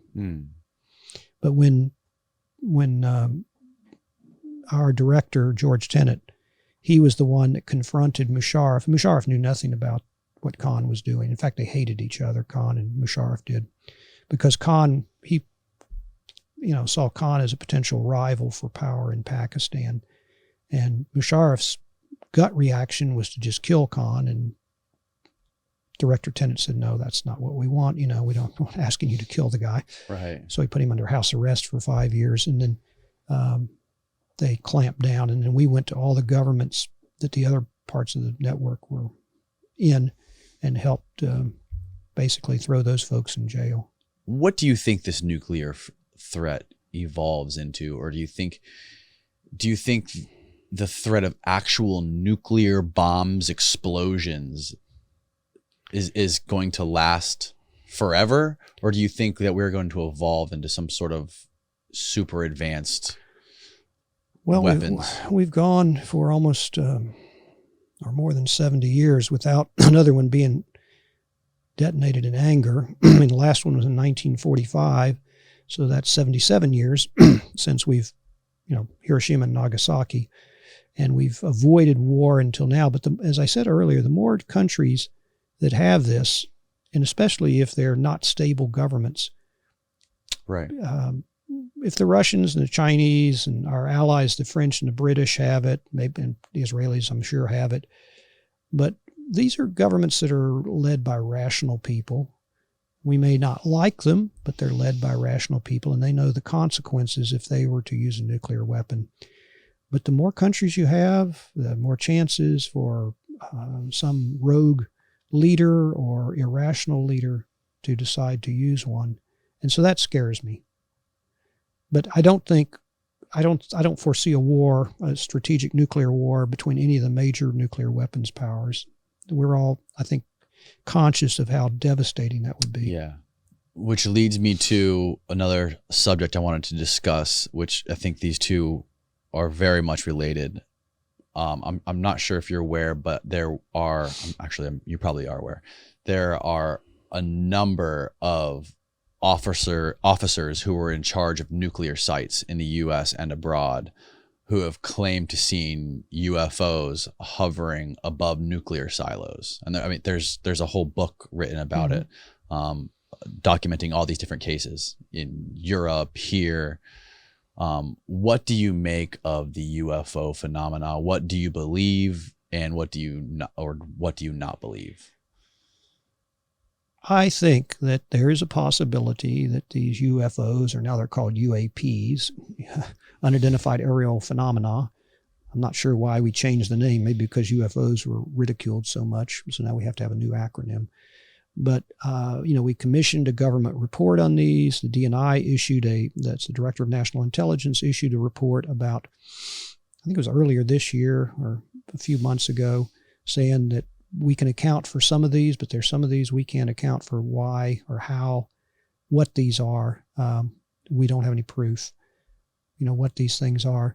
I think it was pretty obvious that it was not an advanced design from China or Russia, because they would do things that simply nobody could conceive would be physically possible. Right. For nothing that we have under current designs can suddenly make a 90-degree turn without banking into a turn. They just go like that, no. Or they do things, just radical maneuvers that defy what we understand as aerodynamic principles, meaning that there's something to them. So what are the possibilities? Okay, the possibilities are that the observers were mistaken, and yet we've had a lot of reports of trained Navy pilots and other folks who are not nuts, who are seeing these things. Okay. Then the next possibility is that they were from another planet somewhere, extraterrestrial. The thing that causes me to want to doubt about that is that the distances, unless some civilization somewhere has mastered a faster than light drive, we are really on the edge of town, on the edge of the galaxy, and it would have taken so many years for some, extraterrestrial intelligence to have reached us, unless they've developed, like on Star Trek, a warp drive, something that could, go faster than the speed of light. Maybe, although people tend to doubt that we can do that unless you can bend space. And then the other possibility is time travel. I know that sounds crazy, but if they could develop a time travel, and this is from many years in the future, that it could be actually people who look like us, but just from a different thing. Or a parallel universe, which is a variation on that. And I know a number of scientists have talked about the multiverse. Mm-hmm. And I'm not a physicist. I don't know. What I would say is I wouldn't dismiss this out of hand. I don't think we can just laugh at it and say, well, these people are nuts that are seeing these things. And I'm happy that the DNI and it was taking it seriously. And I know parts of the Pentagon are taking it seriously because it could be a threat to our national security. As you pointed out, if they're hovering near missile bases or near defense installations, we need to be sure what these things are. Yeah, that to me seems like there's an amazing documentary that came out called The Phenomenon in 2000, and he correlates. There's a brilliant animation done of the world. There's a world map, and it shows every single nuclear bomb detonation in the history since the first one ever, and it shows what date they happened. So it's a timeline showing all of them happening and how they correlate with UFO sightings. Right. And the uptick in UFO sightings correlate exactly with the uptick in nuclear bomb tests and the development of these nukes. So the fact that, one of the ideas is that these crafts, these beings or the civilization, whatever it be, could just be making sure that these crazy territorial apes with thermonuclear weapons aren't going to blow each other up and destroy the planet. Or worse. Yeah, exactly. I don't know. I find it fascinating. I've got friends. I mentioned at least one name to you of a senior CIA officer who is an expert on these things, or at least is passionate about it. I don't think you can dismiss these folks as lunatics and crazy anymore. There's too much of it that rational, credible people are saying. I don't think I'd lose sleep over it, but I find it interesting. Do you think, or do I think that maybe in the next 50 or 100 years we'll find out? Well, maybe, but maybe not. Do you think that we already know? Is there other people in the CIA who already know this? I don't think that. You don't think that? I don't think that. Now, my friend whose name I mentioned to you, he may think that, but I don't think. You don't think the government would keep secrets from us? Just from you, Danny. We have this thing. Don't tell Danny Jones anything. Exactly. Right.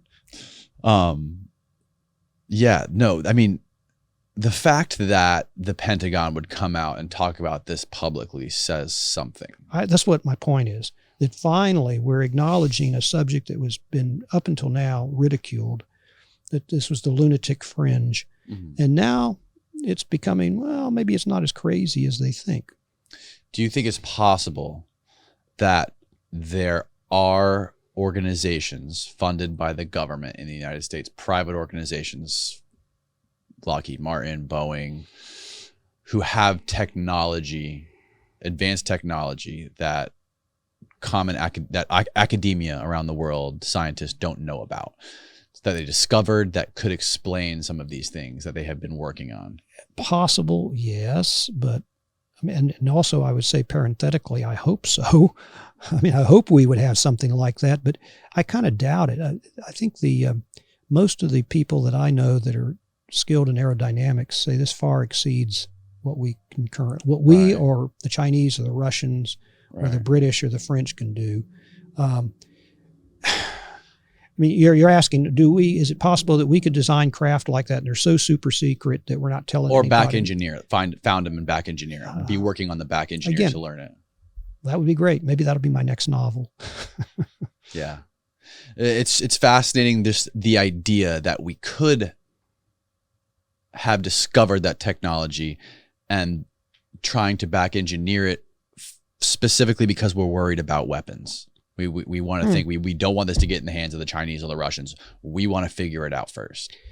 The problem, and maybe we could back engineer some of it, but some of it I think is so sophisticated we'd be like an ape studying a laptop. Yeah, it'd be like the guy Bob Lazar, the way he described it would be like dropping a nuclear reactor in the middle of the street in antiquity. Yeah, where they're riding around in horse and buggies. Well, you don't even have to go that far back. Go back to the 1880s or 1890s, if you suddenly were in the 1880s or 1890s and you saw a jet aircraft go by, you'd think it was magic. Exactly. And yet, not 20 years later, the Wright brothers flew a plane, maybe not a jet plane, but they flew a plane. Mm-hmm. And it just blew people's minds. So I don't know. Again, if we had agencies who secretly had this knowledge of either A, super advanced technology and crafts that aren't explainable by modern physics, B, another civilization that exists here that there's no evidence of in the public, and we knew about it. Hypothetically, what would be the implications of disclosure to the public of something like that? Would there be national security implications? I see what you're saying. Could it create panic or something like that? Let me tell you, as much as I'd like to believe that something like that could happen, what was it? Franklin said, two people can keep a secret if one of them's dead. And I don't know that the U.S. government or the Russian government or the Chinese government are capable of keeping something like that under wraps. Really? I don't think so. That would be so explosive that someone would leak it, someone would go public, someone somewhere. I don't think we're capable of keeping that a secret. Well, there is the story of Bob Lazar, who came out. I think I talked to you about it on the phone. He was the guy who worked for Los Alamos Labs, and he got hired. He got brought in on the Janet flights to Area 51, and he worked at a site called S4, a secret site. He agreed to have his phone tapped because he understood it was a national security, and he essentially talked about this publicly. He went public on it and basically doxed himself to protect himself. The consequences were many people around him, friends and family, got audited by the IRS. There was an attempt to completely wipe out his history working at Los Alamos Labs and going to MIT, to which he was able to prove. He literally walked into Los Alamos Labs with a reporter and said, "Hey, what's up?" He knew everybody there, knew the layout of the building. And there was another publication that was published in a newspaper years before that proved he essentially worked there. So there's hard evidence of the government trying to cover up the fact that he worked at Los Alamos and went to MIT. And he talks about this. So there's people like him. Obviously, the government has gone to an extreme measure to try to just discredit him and prove that this wasn't the case. He's one of the only one I know of. I don't know if there's any more, but his story is awfully compelling. Yeah, I'm not really that familiar with it. Yeah. And there's a difference between maybe preventing him from talking and what he really found out. I don't know. I mean, I don't know the man. Maybe he's got a screw loose. I'm not sure. It's very possible. Okay. He was able to keep his story straight for since the 80s, which is compelling. Mm-hmm. Going back to these, I mentioned some private intelligence or some private aerospace contractor companies that have government contracts. Mm-hmm. How much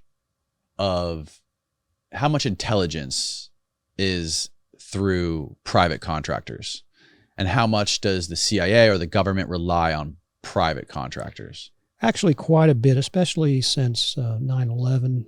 We were under the gun. The American people were absolutely panicked that another 3,300 Americans were going to die. And so there was a big trend to hiring cleared contractors.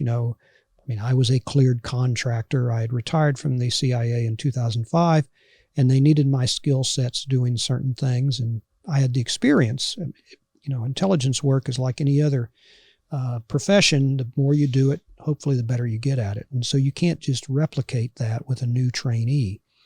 So contractors became quite prevalent in a number of areas. And today, the number of people who hold clearances wouldn't surprise me if the contractors far outnumber the actual federal employees. Over the entire intelligence community and Department of Defense. It's common that you have people who have expertise, they have a clearance, they keep up their clearances, then you want to use those and not just have their knowledge walk out the door. So I'd say that, it's pretty big. What is the threat of having some of these companies, either whether it be defense contractors or intelligence contractors? What is the threat of one of these companies being infiltrated or having? I think the more you have, the more you become it's an actuarial certainty that if you have 100,000 people with a clearance, if only 1% of them, are bad, either malicious insiders or what we would call an unwitting collaborator being manipulated somehow and used.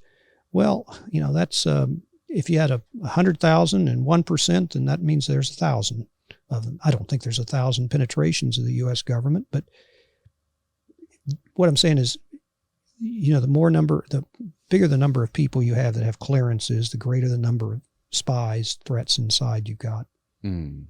I just wonder if it makes us more vulnerable when we use these. A great example is a company like Palantir. Mm-hmm. When we use companies like this, the private organizations that have lots of employees who could be good at their jobs, or they could even hire former CIA officials. Or they do that. Right. They do that often, mm-hmm. right? Right. I just wonder how that changes the dynamic. And, there's more manipulation involved. Well, it makes it a much broader target, but you have to remember companies like Palantir have unique, highly sophisticated services that they provide to CIA and to DIA and to other things. And so we need them. We can't just say, well, you've got 100 or 1,000 employees now, we don't want you. I mean, if they've got certain things that enhance our national security, we have to look at this rationally. Is the CIA does use Palantir, correct? I think we're one of their primary customers. One of the primary customers. I think so. When you have people like Peter Thiel being that involved in pushing presidential campaigns and being involved so much in government, him also having one of the biggest CIA contracted companies. Well, Danny, it's a free country. It is a free country. We're not Russia or China. Yeah. So Mr. Thiel and other people can do what they want, It's just when you have oligarchs like him that are so tied into government and that have so much influence. Well, he's a very bright guy. He is a very bright guy. Yeah. I mean, you look at Elon Musk, bright, erratic, but bright. If Elon Musk had been born in the United States, he might have made a presidential run, but he's South African originally, so he can't run. But I mean, you got to respect what he's done. I may not like everything he's done, and he is erratic, but kind of a polymath, meaning he's good at a lot of things. Right. A lot of things. How do you think, from the conception of the CIA through history, how do you think the outside world, outside of the United States, looks at America when you consider the 1953 coup in Iran, the Bay of Pigs, the Iraq War, and our long history of facilitated regime change to support our strategic and business interests? It's a complicated history. I won't say that I think that all of our projects and operations ultimately were in the national interest. I think at the time, I can say this, all of the ones you just named, none of them were simply creatures of the CIA. It was the White House that asked, and I don't mean just a Republican, but a Democratic or a Republican president. It was out of the White House that those operations sprang, and at their direction. So we were the tool that was used, but we were not the ones running the show. The White House, absolutely wanted those operations to happen. We can't go off and just willy-nilly overthrow a government.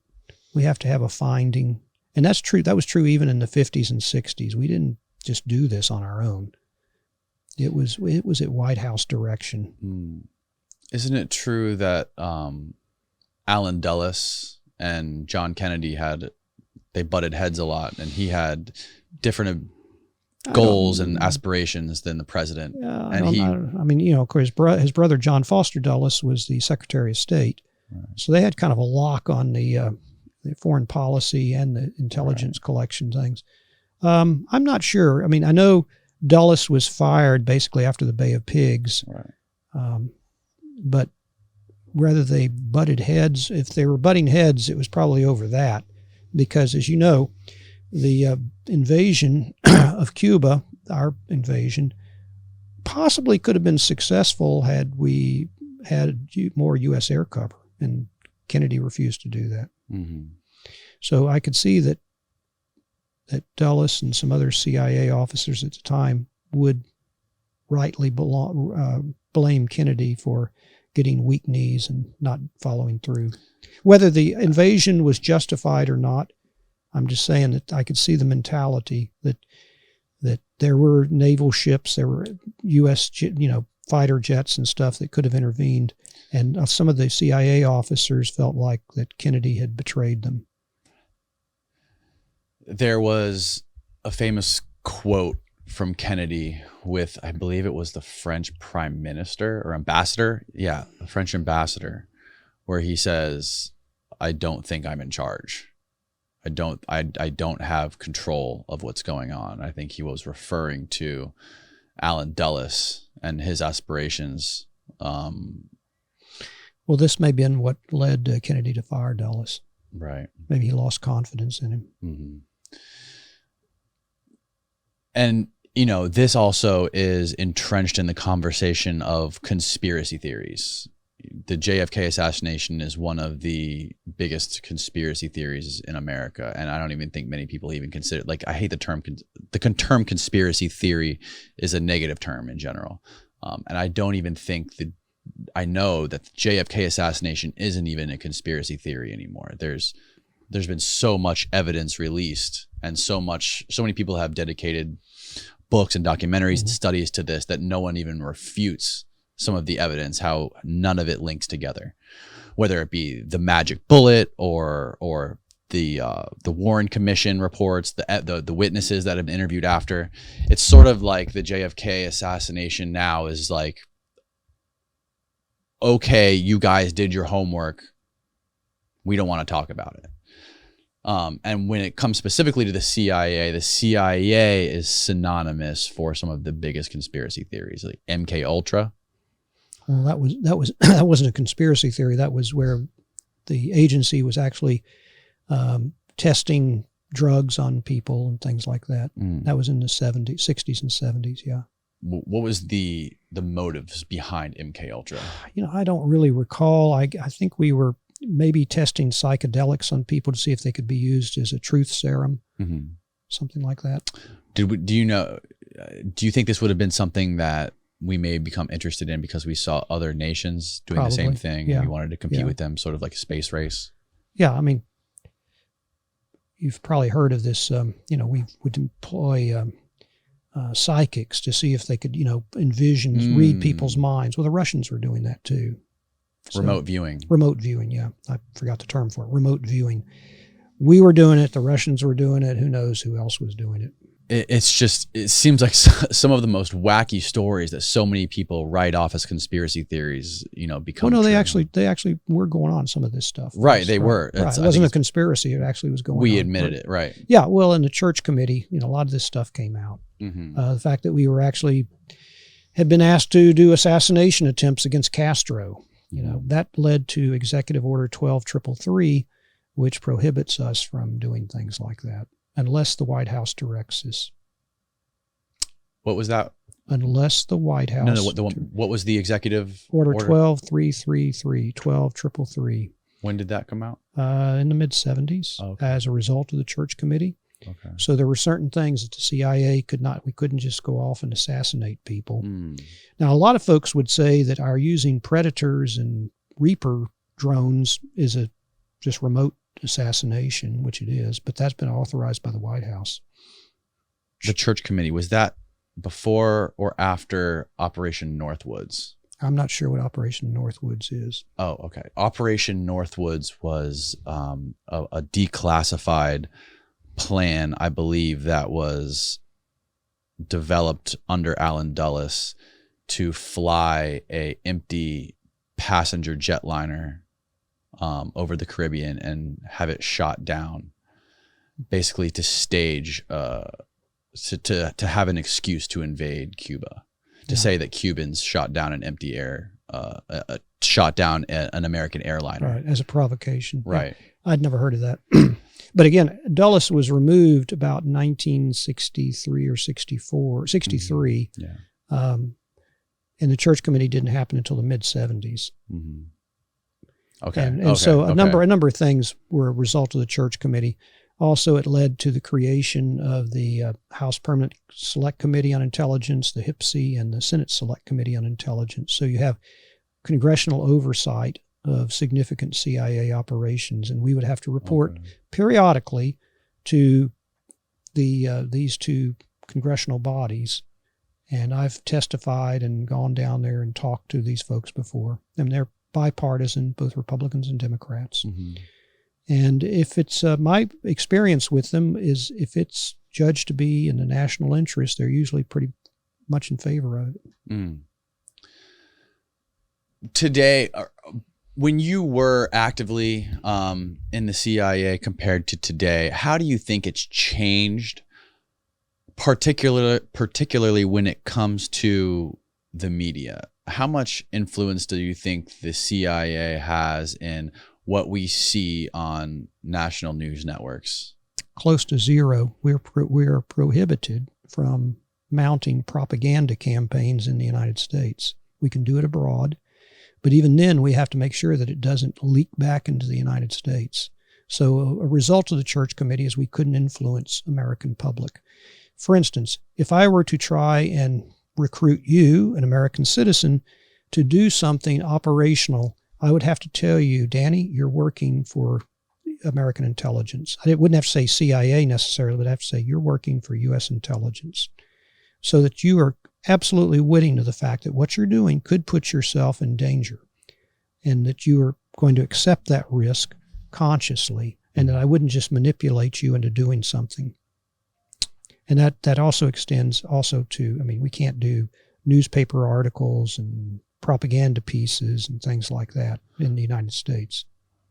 Right. But the CIA, in particular, I know the FBI has influence over today's social media platforms, correct? Well, I can't speak for the FBI. They've always had a much more robust public relations effort than we have. We're in the shadows, they're not, but we don't influence the American people. We can conduct influence campaigns against foreign groups, terrorist groups. We do that a lot. Mm-hmm. We may construct a media platform or a social platform or something to try and penetrate a foreign group. It's possible that we do that. I don't know. We like to, we have some cutting edge cyber operations, but they're not aimed at the United States. Okay. So when it comes to influencing the American people, we can't do it. The CIA can't do it. The FBI can. We can't do it covertly. We could come out and, I'll give you an example. One of my best friends, Gary Schroen, a national hero, he was the author of First In, describing how he took our U.S. forces into Afghanistan 15 days after 9/11. The man's incredibly courageous. He just passed away about 3-4 weeks ago. More decorations than anybody in history as far as a CIA officer. He's got our equivalent, the Medal of Honor, the Silver Star, all of this. The CIA actually asked him to write that book because it was a good news story about how he led our people, the CIA team, into Afghanistan 2 weeks, 15 days after 9/11 happened, And so they asked him, asked him to write that, and with their support. Okay, but they're not making up stuff. It was his memoir, basically, and they encouraged him to do it. They didn't pay for it or anything like that, but they encouraged him to do it. So as long as the CIA involvement is not hidden, and as long as it's the truth, they can put out stuff. I don't know if you've got in your library the World Fact Book, which the CIA produces. It's a fact book on every country in the world. It's an open CIA publication, but it's all true, and you can buy it. Really? Yep. You can go on and buy it. It's actually a very good reference tool on, look at any country and they'll tell you the population, the it's like, having Wikipedia, but in depth about certain countries. Interesting. Yeah. The World Fact Book. It's a CIA publication. It's true. Is it on Amazon? I'm sure it is. Really? If not, go to God, we gotta get this. CIA.gov and get you a copy. It comes out every year. I got to get one for the bookshelf. Yeah, right. That's fascinating, man. It's a standard reference tool. Well, everything that you've been through throughout your career, all the countries you've been to, all the people you've met, all the situations you've been in, what are some of, if you could boil it down to 2 or 3 of the biggest lessons you've took from this life that you've had, what would those be? Well, that no doesn't always mean no. I told you about that one recruitment where the guy said no, and then just less than a week later, he says yes. That espionage has a multitude of motivations, and I've never known a single person that did it only for money. There's some kind of, it's typically an ego thing, or, ego, I'm hurt because you've stolen credit for something I did, or you have mistreated me in some way, and so it's a way of getting back. It could be ideological. I had people that I recruited that believe strongly in the democracy that we enjoy, and they detested their own government. We've had people that did it because they were thrill seekers. A guy that said, well, I think this is going to be fun. He had this kind of Walter Mitty type secret image of him being a spy and all of that. But I think one of the things I've learned is at times it's good, maybe more times than not, to just shut up and listen to people. Because you don't recruit people when you're in transmit mode. You recruit people when you're listening to them and when you see how are they hurting. If I want to recruit Danny Jones, I've got to get inside his head and figure out what are his stresses. How can I relieve his stress? And everybody's under stress or you're dead. Everybody's under stress. And some of it may be invented in stress, your own stress, and not being able to deal with stress. But, I was able to recognize stress in people and help them. And fortunately, I've had a wonderful career. I really enjoyed the people I work with. I love my fellow CIA officers. We're like family. We stand up for one another. And that's a good feeling. That's a real good feeling. Well, that's incredible, man. What you've done is the stuff that you've been through, the experiences that you've lived through are incredible, even though we will never be able to fully understand what you did. But thank you so much for coming here and sharing your stories and your wisdom with us. Where can people listening and or watching find your books? Again, you can get them on Amazon or Barnes & Noble or Book Baby. And maybe I can't talk about a lot of what I did, but I can write fiction. I can write spy stories. They say, write about what you know. And so I've written these 2 espionage novels and thinly disguised some of the characters and not so thinly. A couple of my friends, I patterned characters in the book after them. It's a lot easier to pattern it after somebody you know. It's like a portrait artist. They don't just stand there and do a portrait. They look at you and they study you and they paint. Well, I've found out it was a lot easier rather than inventing a character out of sheer cloth. If I based a character on somebody I knew, and if they were a good guy, I would get their permission. Sometimes I'd even let them pick out the name they want, and I would describe them. Interesting. It's almost like you took real life people and you painted a disguise on them for your book. Exactly. I did acknowledge them. In the acknowledgments, if they were one of the good guys, I said, now, here's it, who it's based on.